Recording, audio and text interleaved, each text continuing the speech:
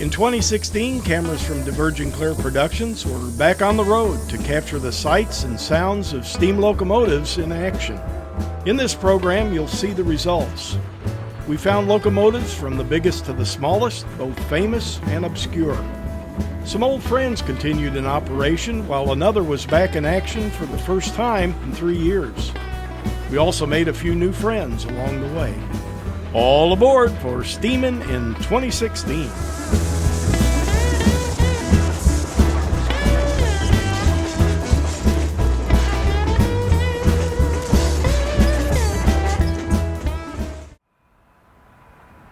After a brief excursion schedule in 2015, Norfolk and Western 484 number 611 was back on the road with a series of spring excursions. On Mother's Day weekend, excursions were run daily from Roanoke to Lynchburg, Virginia in the morning and to Walton, Virginia in the afternoon. On Saturday morning, the big Class J was pulling out of Roanoke Yard in preparation for the first run to Lynchburg.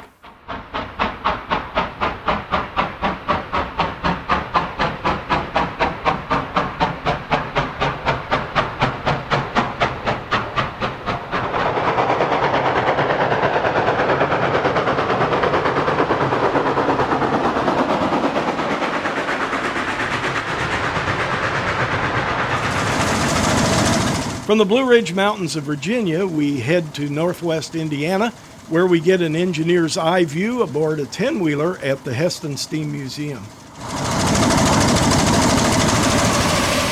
Not big enough for you? How about a coal-fired Hudson under steam?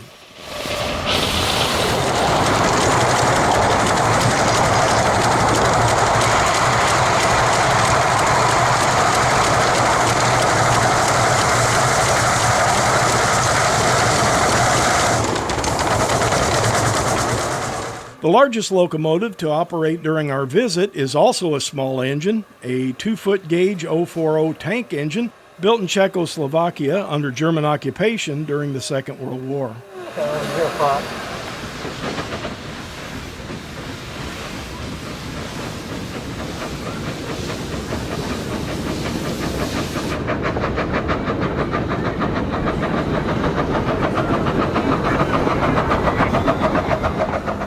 From Indiana, we head to Pennsylvania in the Strasburg Railroad, where former Great Western 210 number 90 was hauling daily tourist trains in mid-September. Prior to the day's first run, the 1924 Baldwin stretches her legs before picking up her train.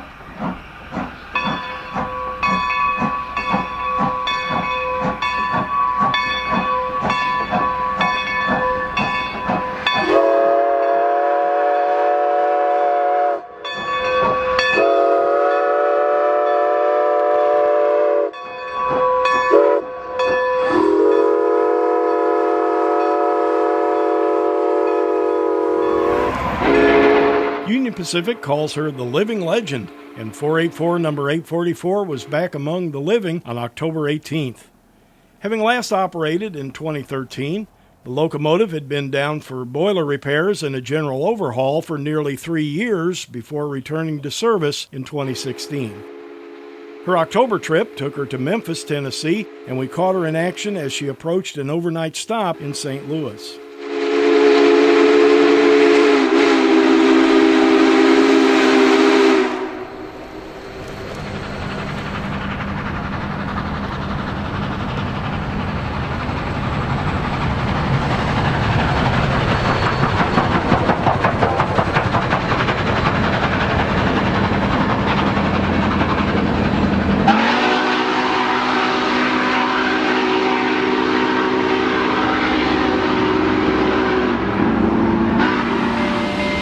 Speaking of old friends, we're at the Tennessee Valley Railroad Museum on the weekend of October 22nd as Southern Railway 282 number 4501 arrives and couples onto her train. Over the weekend, the locomotive would pull 2 round trips to Summerville, Georgia. This is a line we have gotten quite familiar with and presents scenes at some of the best locations along the line.